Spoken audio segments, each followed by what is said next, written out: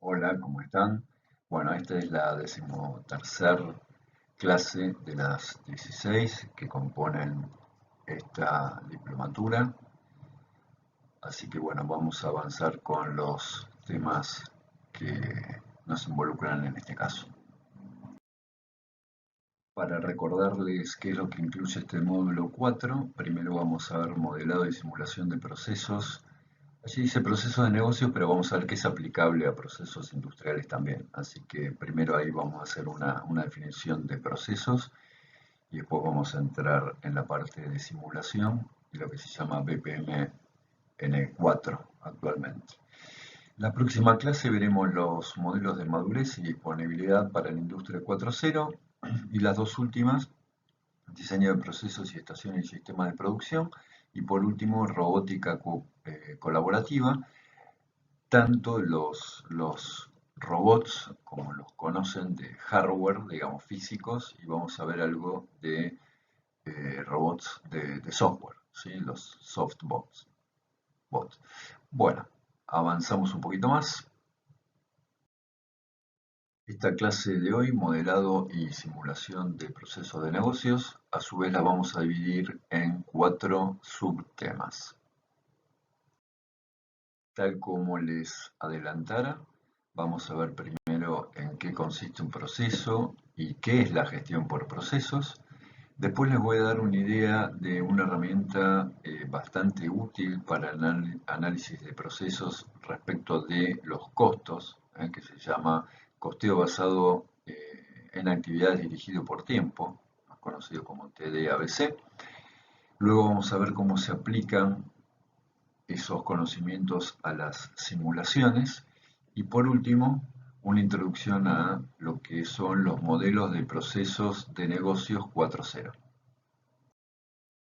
Vamos a comenzar entonces por gestión por procesos. Acá hay un detalle no menor que vale la pena hacer la distinción.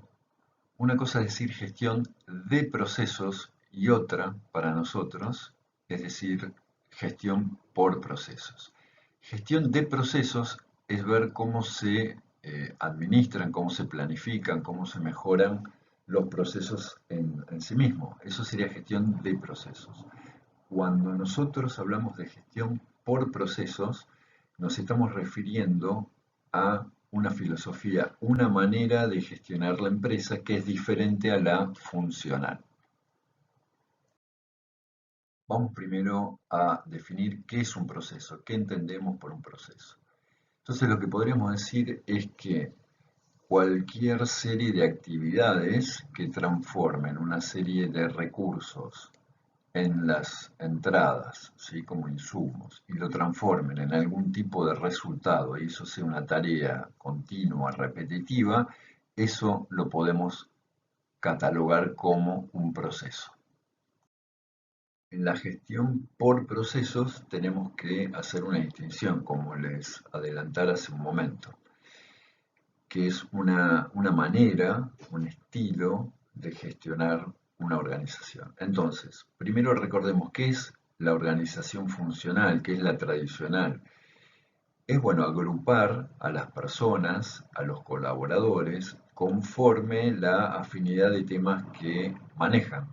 Si yo tengo gente que está todo relacionada a situaciones de producción, ¿sí? Van a estar ese conjunto en un área que de repente llamamos producción o operaciones.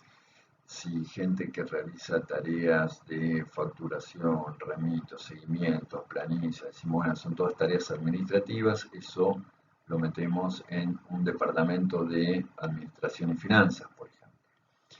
Eso sería simplemente, definiéndolo muy rápidamente, una organización funcional. ¿Cuál es el inconveniente de la organización funcional? Bueno, que no se está viendo qué es lo que realizan los otros departamentos. Yo estoy en la función A y cada uno de esos 4 colaboradores dentro de ese área funcional pueden estar haciendo el trabajo que le indican muy correctamente, muy eficientemente inclusive. Vamos después a marcar esa diferencia. Ahora, probablemente algunas, varias, o todas las tareas que estén realizando no agregan valor a la empresa. No lo van a saber porque no están viendo cómo se utiliza lo que ellos generan en las otras áreas. ¿Tá? Entonces, el gran problema en la organización funcional es justamente esa. Son compartimentos estancos, ¿sí? Que desconocen cuál es el valor que están agregando hacia los otros departamentos para, en definitiva, la empresa agregar valor al cliente. Es debido a eso que hace muchos años ya se optó por una visión diferente de lo que es la organización, ¿sí? Como decíamos, una empresa con o sin fines de lucro. Entonces la idea es decir, bueno, a ver, veamos, ¿sí? Más allá de que esté estructurado por funciones, qué es lo que cada uno hace, qué le entrega al próximo colaborador, no importa en qué área esté, cuál es el valor que van agregando, cuáles son los recursos que reciben como insumos y cuál es el producto, servicio o resultado que está entregando al colaborador siguiente, del mismo área o de otra área. Si lo vemos desde un punto de vista exógeno a la empresa, vamos a ver que de un lado tenemos obviamente nuestros proveedores que nos proveen, justamente nos suministran los insumos que se precisan, pero lo más importante es ver este círculo virtuoso, es decir, bueno, escuchar la voz del cliente, qué es lo que el cliente precisa, cuál es el requerimiento del cliente, transformar eso en un producto, servicio o resultado a entregar nuevamente a ese cliente. ¿Tá? Esa manera de trabajar dentro de una empresa es lo que se llama organización por procesos y lo que nosotros realizamos es gestionar por procesos. Les comentaba recién lo del círculo virtuoso y la idea es que una de las características más importantes del enfoque de procesos es justamente que cumple con ese círculo virtuoso de calidad, de Deming, Schwartz o como quieran llamarlo, como se conoce. ¿En qué consiste? Que bueno, todo antes de ser realizado se planifica, ¿sí? Luego eso que se planificó se pone en práctica, se implementa, se ejecuta y permanentemente voy chequeando, voy monitoreando, ¿sí? Que lo que voy ejecutando es conforme a lo que había planificado y si hay alguna corrección porque existe algún desvío, algún gap, alguna brecha, tengo que ver qué es lo que puedo modificar, ¿sí? Respecto a lo que yo había planificado para que el resultado sea el que yo tenía como objetivo. Ese es el ciclo PDCA de la mejora continua que se aplican a todos los procesos y por eso la importancia de trabajar de esta forma. ¿Por qué la importancia de procesos en la industria 4.0? Como vamos a ver bastante más adelante, una de las herramientas que se utilizan, que son simulaciones, que son muy útiles porque se pueden probar y comprobar una cantidad de modas prácticas antes de aplicarla en la industria, ya sea de manufactura o de servicios, y eso me va a permitir analizar datos estadísticos y realizar proyecciones, ¿sí? Lo que llaman análisis predictivos, o si indico alguna acción de mejora son los prescriptivos, y para todo eso nos vamos a basar en una mirada de procesos, por eso que estamos haciendo hincapié en este tema. Sus cuatro principios son muy simples. El primero dice que el proceso es la forma natural de realizar un trabajo, desde lo más simple que es cotidiano, que es yo me despierto, apago el despertador o el teléfono, la alarma, me cepillo los dientes, me baño, me afeito, me cambio, desayuno y salgo. Todos los días hago lo mismo, ¿sí? Prácticamente, si soy muy rutinario. Entonces, eso yo tendría que verlo como una serie de actividades consecutivas, rutinarias, ¿sí? Que se pueden ver como un proceso. Es la forma natural de realizar cualquier tipo de actividad. Por ende, como decíamos anteriormente, los procesos se planifican, ¿sí? Y cuando se ponen en ejecución, obviamente, ¿sí? Se pueden controlar. ¿Cómo se controlan? ¿Cómo se monitorean? Midiendo. Midiendo que lo que está resultando respecto de lo que planifiqué. y es por eso que yo puedo corregir y mejorar. El otro punto es que trabajar, ¿sí?, con equipos de procesos y no por funciones mejora la comunicación entre las diferentes áreas, como habíamos visto en las ilustraciones anteriores. ¿Sí? El hecho de que cada uno sepa que está entregando un resultado a un colaborador del mismo área u otro área y él con eso va a transformarlo, va a realizar, va a agregarle algún tipo de valor para a su vez entregarlo a otro y así sucesivamente hasta que llegue al cliente, eso me hace tomar conciencia de lo importante que es lo que estoy realizando. Por ende, siempre vamos a tratar de hacerlo cada vez mejor. Si bien varios de ustedes ya deben conocer las herramientas, al menos básicas, de los procesos, vamos a hacer una rápida introducción de lo más utilizado para poder aplicarlo luego a la parte de simulación. Entonces, una manera de clasificar los procesos es en tres tipos, ¿sí? Lo que se llaman estratégicos, los operativos y los de apoyo. Se los conocen con diversos nombres. De todas maneras, se clasifican en tres niveles, los de dirección, los superiores, ¿sí? Después los del día a día, que son los operativos, y algunos que no son clave, pero sí necesarios para justamente sustentar a esos procesos nucleares, operativos o centrales. Una primera aproximación a la manera en que funciona una empresa o una organización es hacer un primer mapa de procesos. Ahí básicamente lo que se indica, esto es un ejemplo práctico, real, se indica los procesos más importantes dentro de una empresa en particular. En este caso hay ciertos procesos, ¿sí?, que se realizan a nivel de la dirección, supongamos la planificación anual. Hay otros procesos operativos que son del día a día, en este caso dice allí detección de oportunidades de negocios, presupuestación y proyectos, orden de compra y compras, implementaciones, facturación, soporte, ¿sí?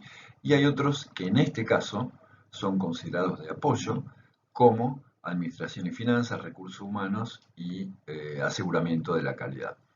Vale la pena destacar en este caso que de acuerdo al tipo de organización, algún tipo de proceso que sea de apoyo, en otras puede ser central, ¿sí? Muy bien, vamos a seguir avanzando en esto. Como les comentaba, algunos ejemplos de procesos estratégicos, les decía recién la planificación estratégica, puede ser procesos para el desarrollo de nuevos productos o servicios. En el caso de los procesos operativos, se los mencioné, los que estaban así como casos reales, pero un proceso que tengan que ver con la producción, con la comercialización, con el soporte postventa. Y de apoyo también les daba algunos ejemplos referidos a los recursos humanos, administración de la información, algún tipo de mantenimiento de instalaciones, o sea, no nuclear, o abastecimientos. Este es un caso, el último, gestión de abastecimiento, es un caso que de acuerdo al tipo de empresa puede ser central y no de apoyo, ¿sí? O sea, si realmente, por ejemplo, yo tengo una organización donde compras y contratas, o sea, la parte de abastecimiento es central porque estoy siguiendo una estrategia, por ejemplo, de bajo costo y productividad, entonces esa gestión de abastecimiento, ¿sí?, o por el tipo de producto o servicio que se brinda es clave, ¿sí?, o por el tipo de metodología con la cual estoy trabajando, ¿sí?, si estoy trabajando en una manera, en una filosofía just in time, ¿sí?, va a ser clave la gestión de abastecimiento. A eso me refería cuando depende cada caso. Para quienes todavía no han visto nada sobre procesos, hacemos una rápida descripción. Habíamos dicho que el proceso es esa serie de actividades que transforman, ¿sí?, recursos en resultados. ¿Qué tipos de entradas puede recibir un proceso? Pueden ser materiales, metodologías, máquinas, documentación, puede ser mano de obra directamente, ¿sí?, o ciertos aspectos variables que tengan que ver con el medio ambiente y van a entregar como producto, servicio o resultado justamente cualquier tipo de bienes o servicios como está indicado allí. ¿Está? Todo eso, ¿sí? Se le brinda a un cliente, que el cliente puede ser tanto externo como interno. Recuerden que es muy importante escuchar qué es lo que quiere el cliente, los requerimientos del cliente, ¿sí? Para que el proceso esté alineado con ello. A eso se lo conoce como la voz del cliente. Si detallamos un poquito más esta serie de actividades que agregan valor que llamamos procesos, ¿sí? Y que son transversales a todas las áreas, podemos empezar a identificar, como decíamos, las entradas, ¿sí? Que pueden ser recursos humanos, físicos, financieros en general. Ahora, ¿quiénes son los que suministran esos insumos de entrada?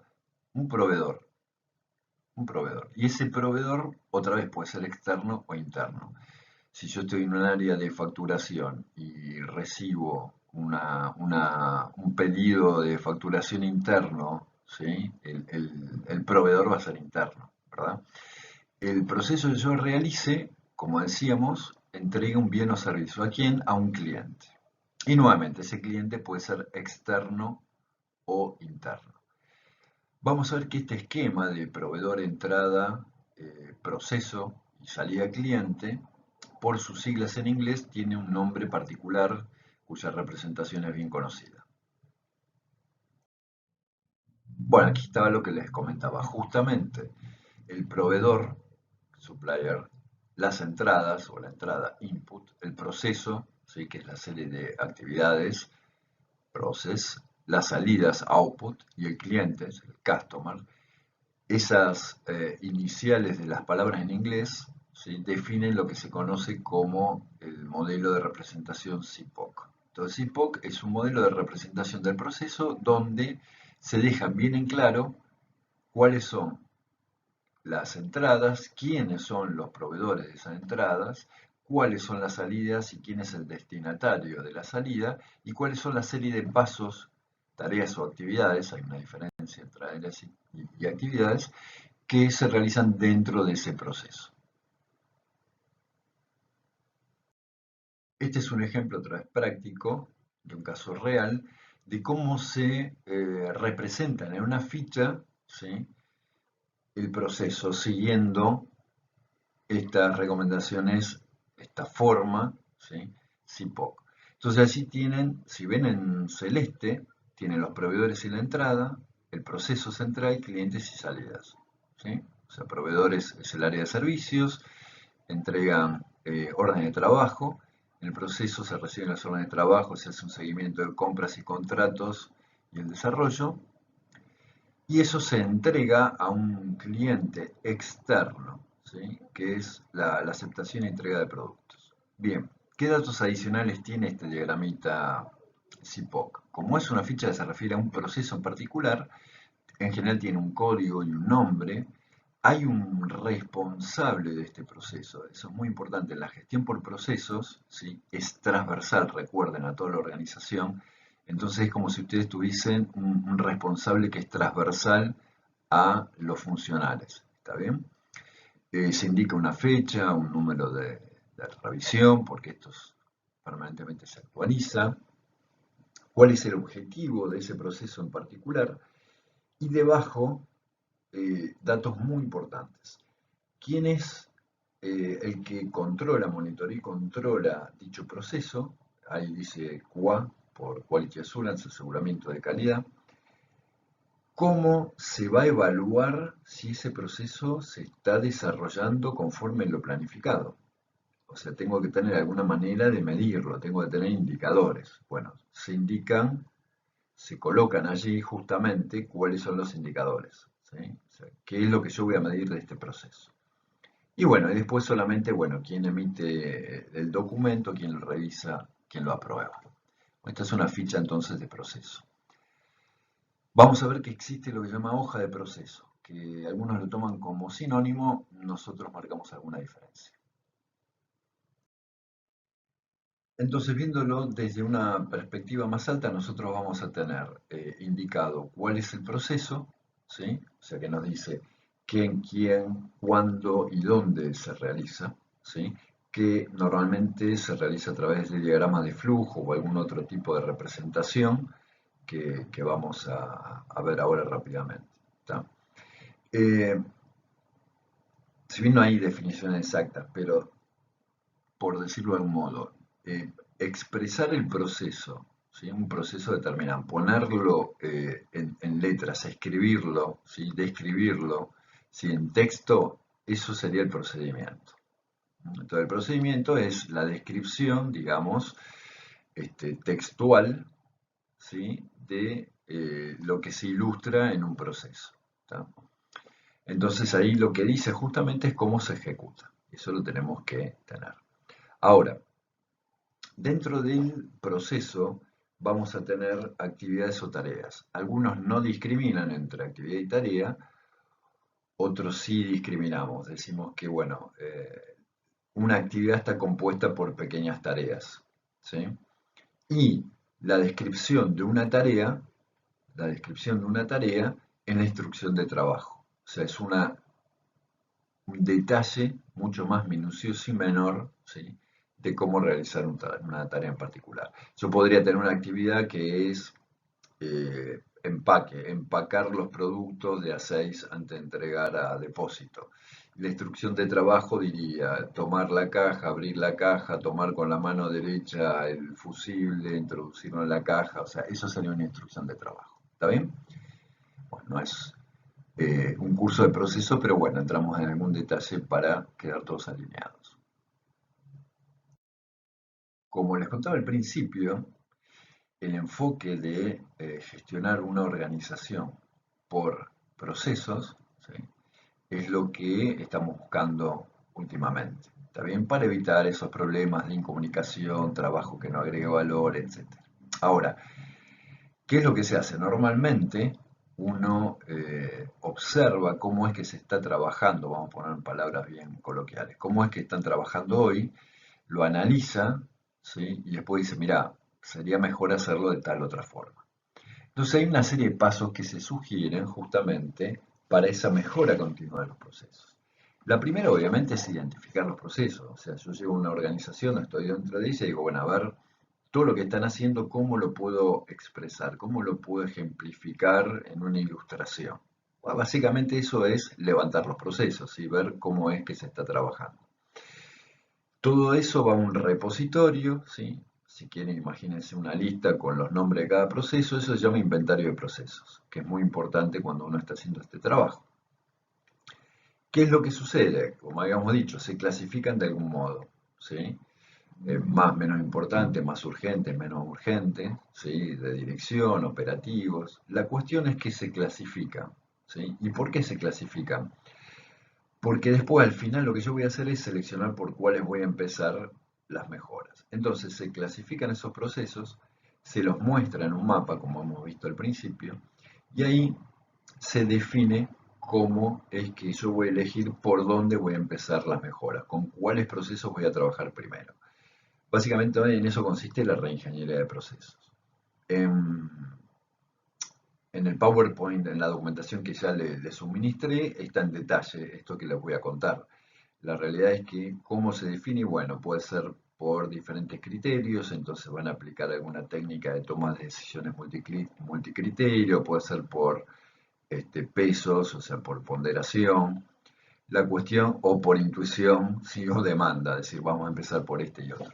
Normalmente uno va a comenzar por los que sean más importantes y dentro de los importantes lo que uno crea que va a poder resolver más rápidamente, ¿sí? Esa es un poco la manera de seleccionar los procesos que se van a hacer sobre ellos la reingeniería. Hay varias metodologías para realizar una reingeniería de procesos. Les presento aquí una clásica. Bueno, una es la planificación, como siempre decimos, todo lo que vamos a realizar, si de antemano lo pensamos y lo documentamos, ese es el plan. Después es hacer una representación y análisis de cómo es que está funcionando hoy. Ese cómo es hoy es el que normalmente en la jerga se conoce como el as is. Ese cómo es hoy. Que es diferente de lo que debería ser o cómo tiene que ser, que es lo que se conoce la fase del to be. ¿Está bien? Y ahí es donde, en esa transición del as is al to be, es donde hemos realizado la reingeniería de procesos. ¿Está bien? Este to be es el que hay que implementar, ¿está? Es el que tenemos que poner en práctica, ¿eh? Que es el corregido, el mejorado del actual. Entonces, en esta documentación de los procesos, comenzamos por el ASIS, como decíamos, primero identificábamos todos los procesos de la organización, lo metíamos en un inventario, armamos lo que habíamos llamado el mapa de procesos y ahí podemos empezar a agrupar, ¿sí? Y ahí podemos trabajar en diferentes niveles. Normalmente se trabajan en 3 niveles o 5 niveles. Todo depende del tamaño de la organización, ¿sí? A veces son organizaciones tan pequeñas que mismo por un tema de comprensión de los dueños, entre comillas, de los procesos, es más fácil hacer un solo nivel. Pero bueno, se tienen los macroprocesos, ¿sí? Que es una visión justamente del bosque completo, y después se bajan los procesos. Y ahí uno puede tener 3, 4, 5 procesos. ¿Está bien? Ahora, puede suceder en particular que haya alguno, ¿sí? Vamos a marcarlo acá, que haya alguno que yo lo tenga como demasiado resumido ahí. Supongamos que ahí hay una actividad que dice facturar y que sea medio complicado porque tiene diferentes maneras de realizar, de llevar a cabo esa facturación. Entonces ahí se abre nuevamente ¿eh? esta actividad que en realidad ya no es una actividad, sino la voy a llamar, es un proceso, le hago una crucecita acá, ese simbolito que se indica dentro de un círculo. Lo que me dice acá es que yo esto lo puedo abrir. Y cuando lo abro yo veo un proceso de ese proceso en particular. Eso le llamamos subproceso. Y así es como se va armando. No es tan complicado. Como siempre les digo, todo lo que pueda ser expresado de manera ilustrada, de manera gráfica, es mucho más simple de entender, por eso es que se utilizan diferentes formas, estándares para la representación de los procesos. Se usa notación estándar justamente para que todos entendamos lo mismo. Entonces, si yo utilizo la notación ANSI, lo que voy a ver es que voy a utilizar, ¿sí? Para lo que es el inicio y el final del proceso, esa elipse, digamos de alguna manera, la línea de flujo con esas flechas, lo que son entradas y salidas con ese paralelogramo, y así cada actividad, digamos, en particular, tiene su símbolo, ¿sí? Capaz esto se usa más a un nivel no tan ingenieril, digamos, ¿está? Por llamarlo de alguna manera, más general. Más allá del tipo de norma que utilice para los flujogramas, algo muy útil es dividir, ¿sí? O agrupar las diferentes actividades conforme, ¿sí? En general se hace conforme al área funcional al cual pertenezca. Acá yo tengo un caso real de una empresa muy pequeña donde se realizó este era un proceso de soporte postventa, ¿sí? Entonces lo que se ven es desde que entra la llamada en el helpdesk, cómo pasa el área comercial, cómo pasa el postventa, qué es todo lo que hace el postventa, cómo devuelve la llamada al cliente. Entonces es una especie de, si yo me imagino el, eh, el proceso completo, puede ser realizado en forma vertical o horizontal, eso no es problema. Yo me lo imagino como una pileta, por eso esto se llama pool, ¿sí? Con los andariveles, las piletas con los andariveles, por eso esto se lo llama lane, ¿sí? Donde cada andarivel, vamos a ver casos reales luego, es como les decía, en general un área funcional. Entonces acá lo que vamos a ver es justamente cómo este proceso atraviesa todas las áreas funcionales, desde que se recibe, en este caso, la llamada del cliente hasta que se resolvió el problema del cliente. Una de las notaciones que se utilizan más actualmente es esta notación de gestión de procesos de negocio, de ahí el BPMN, que ya está hace mucho tiempo ya en versión 2. Y digo, se utiliza bastante porque la mayoría de los softwares con los cuales se puede trabajar para simulación de procesos soportan esta notación. Ya lo vamos a ver después. Entonces, esta es una alternativa, por ejemplo, a la ANSI, si que era más el tipo de flujograma, que es la BPMN2. Cualquiera puede ser representada en pools y lanes, ¿sí? Como les decía antes. Entonces, si esto bien lo vimos, acá aparece porque, bueno, una vez realizado el mapa de procesos, ¿sí? Ahí se comienza a detallar y armar las fichas de proceso. ¿Está bien? La ficha de proceso anterior es el CIPOC, ¿sí? Hay una manera, que es un desagregado del CIPOC, donde lo que uno va a realizar, ¿sí? Es detallar todas las actividades, ¿sí? Que caben dentro de ese proceso. ¿Está? No solo ellos, sino que también están identificadas, tienen un identificador. Tiene un responsable también, ¿sí? Cada actividad tiene un responsable, ¿está? Y yo puedo especificar también la entrada y la salida de cada actividad. ¿Por qué esto es útil? Porque recuerden que a veces en vez de actividades teníamos procesos y subprocesos. Por eso está bueno también tenerlo de esta forma. Un detalle en cuanto a convenciones, que acabo de recordar ahora que no la mencioné en su momento.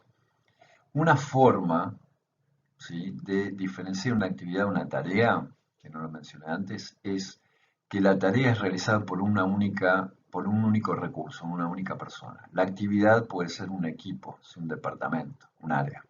¿Tá? Es un poco la convención que tenemos los que trabajamos en este tema.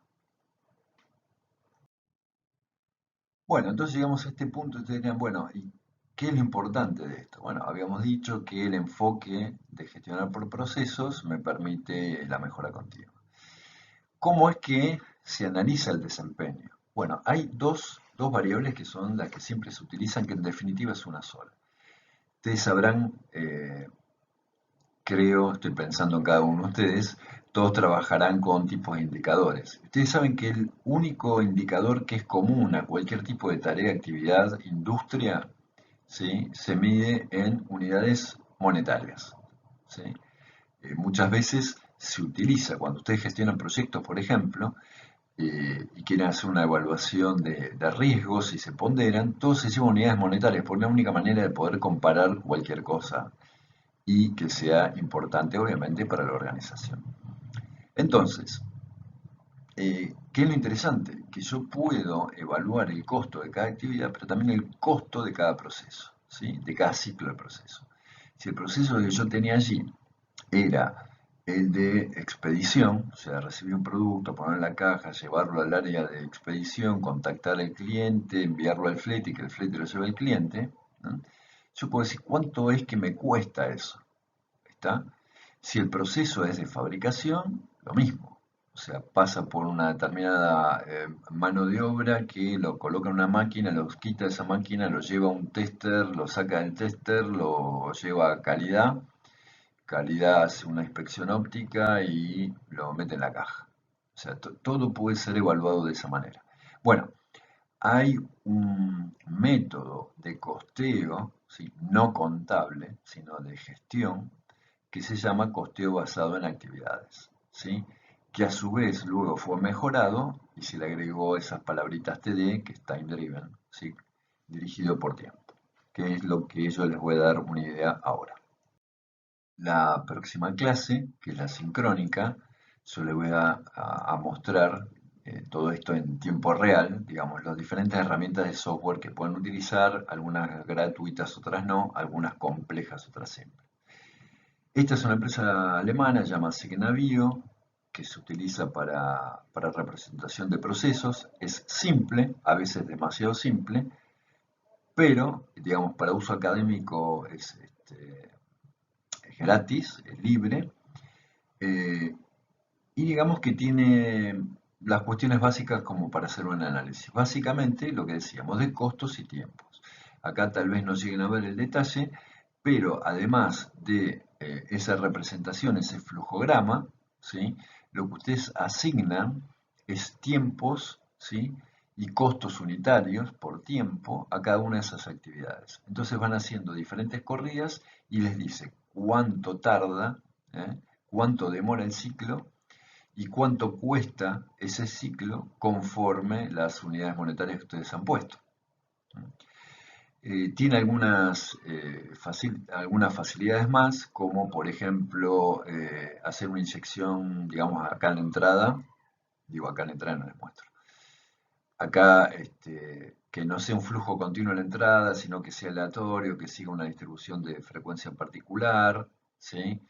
Que estas bifurcaciones que tienen aquí salgan cierto porcentaje para un lado o para el otro. Tiene algunas herramientas, insisto, básicas, pero son interesantes para analizar, por ejemplo, en 100 ciclos, ¿sí? Probabilísticamente, cuál sería la media en cuanto al tiempo de ciclo y cuál sería el costo medio también.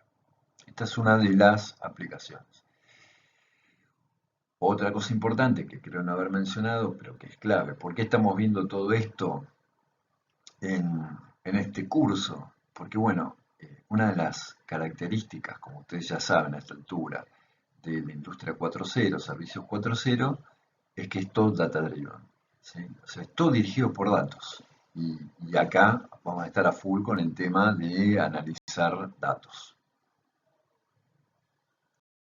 A quien le interese, esto lo dejé para no olvidarme, a quien le interese ahondar un poco en el tema, yo tengo el libro este en PDF, me lo pueden pedir y se lo facilito. ¿En qué consiste entonces el costeo basado en actividad dirigido por tiempo?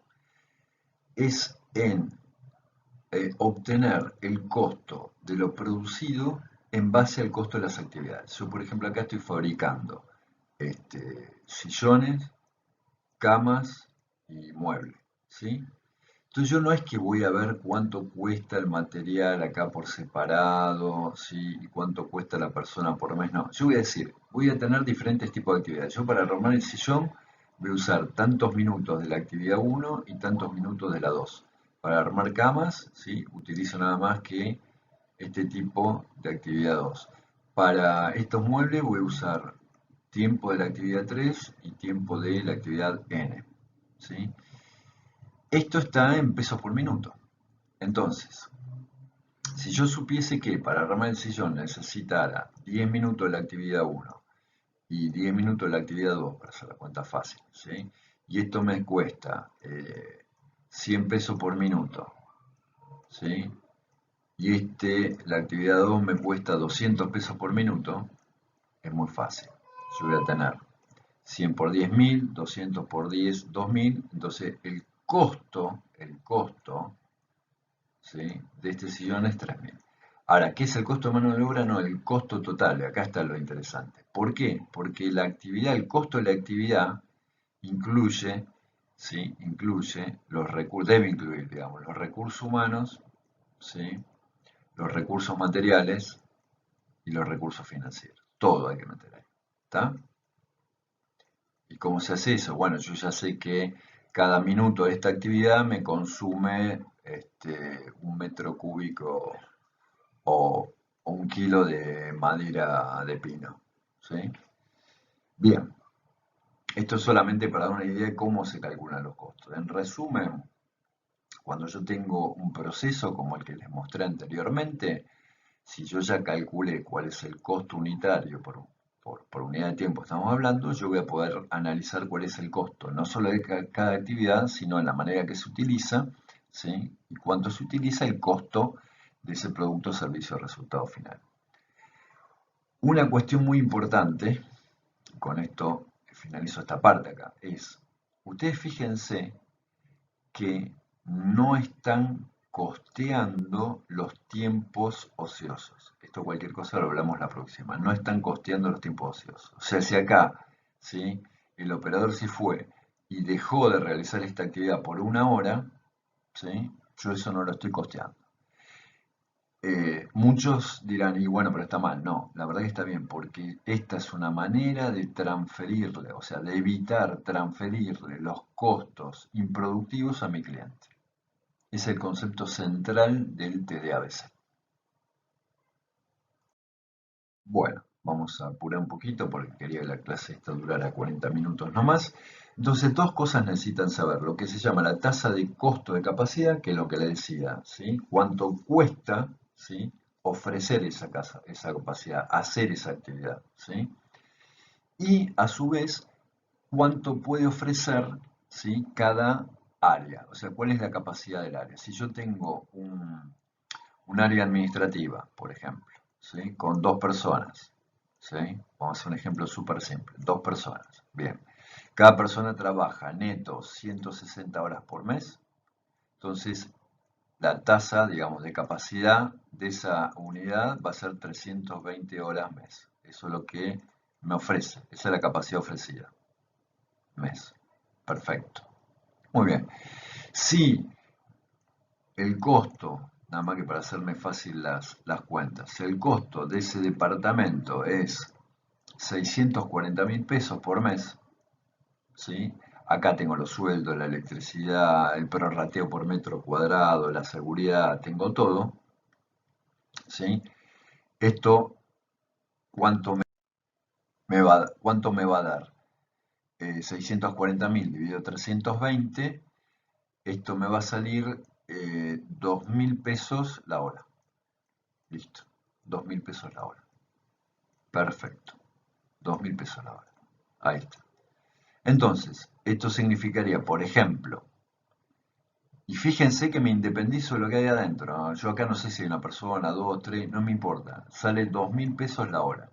Si yo para hacer una factura tardo media hora, todo ese proceso de facturación acá adentro demora una hora, yo voy a decir, ojo, que armar esa factura me costó 1.000 pesos. ¿Ah? Ese es el concepto. Bueno, acá tienen un ejemplo, ¿sí? Con los gastos operativos totales 600.000 pesos por mes. Tengo 100 empleados, el empleado del departamento de servicio al cliente, este que está acá adentro, son 20. ¿Sí? Entonces, yo lo que voy a hacer es calcular los gastos fijos del departamento de servicio al cliente, este que está en verde, y digo que son 120.000 pesos por mes. ¿Sí? Y luego ahí cualquier cosa, si quieren, lo hacemos prácticamente en vivo, les digo cómo se calcula, pero piénsenlo porque es fácil. ¿Cómo lo haría? ¿Cuál sería la tasa? ¿Sí? La tasa de capacidad y el costo unitario tiempo de este departamento.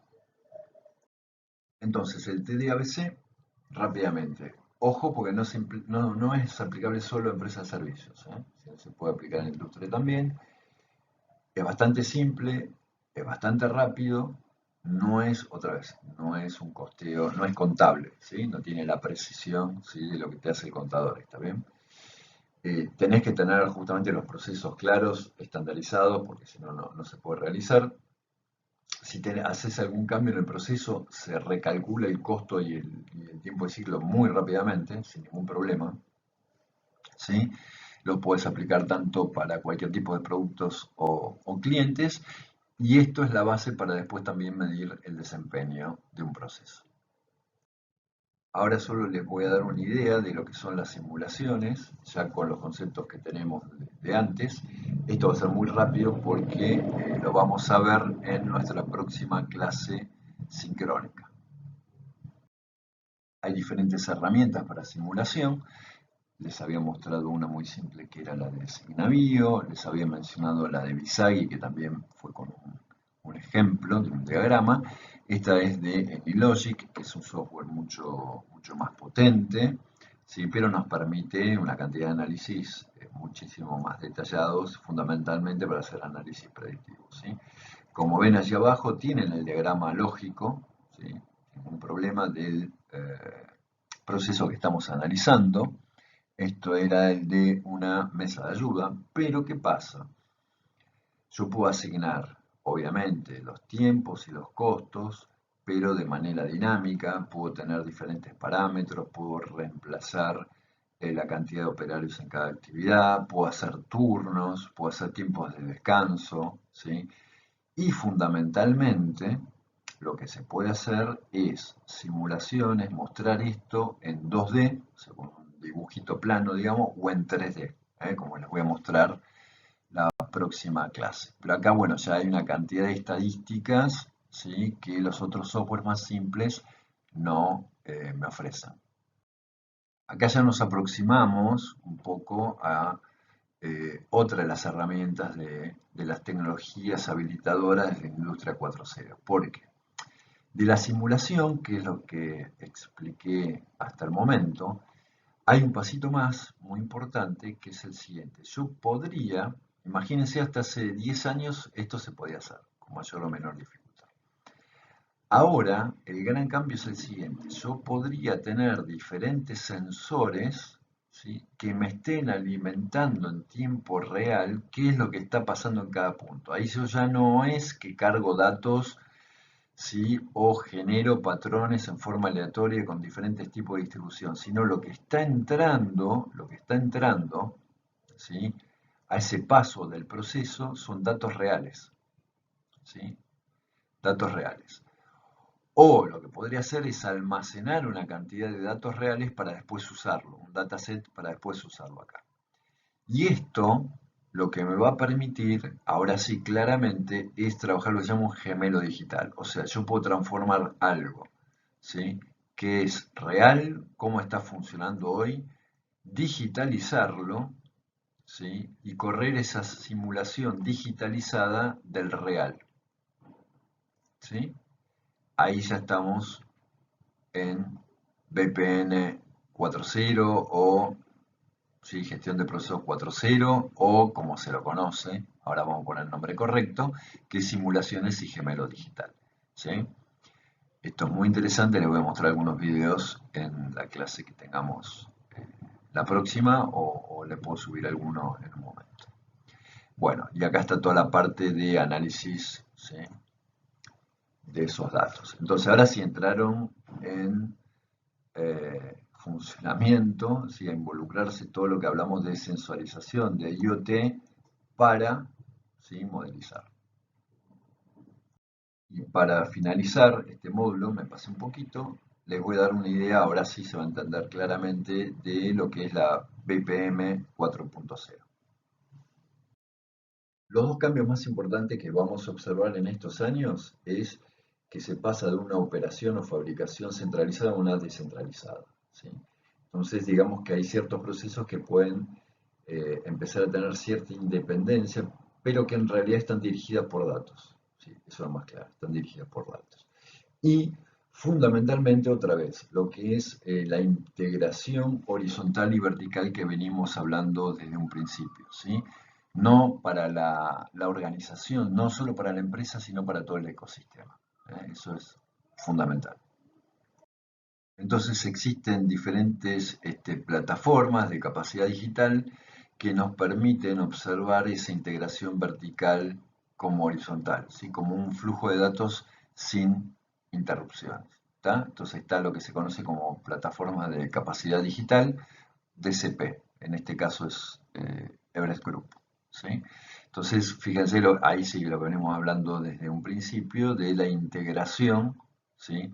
Por ejemplo, un CRM, ¿sí?, con un ERP, ¿sí?, o con un PLC. Y ahora sí, para ir finalizando, ¿qué es lo que pasa? Dijimos siempre, en todo este tiempo, que la industria 4.0, la transformación digital, no es una cuestión de tecnologías, ¿sí?, solamente. Y un claro ejemplo más, o sea, el expertise, las habilidades, ¿sí?, que el personal debe tener para comenzar a trabajar con estas nuevas tecnologías habilitadoras difiere bastante, ¿sí? Entonces, ¿en qué cuestiones? Por ejemplo, lo que se conoce como inteligencia emocional, resolución de problemas, sí también conocimientos de la industria en particular o de la tecnología en particular, ¿sí?, el uso de herramientas digitales, ¿sí?, y el uso de múltiples canales de gestión. Entonces, aquí hay una representación del estudio de esta misma empresa que habíamos comentado anteriormente, de Everest Group, donde lo que se puede ver son las diferentes, cómo va a impactar en las diferentes habilidades que se precisan a cada nivel. Y ahora sí vamos a ver en el último slide.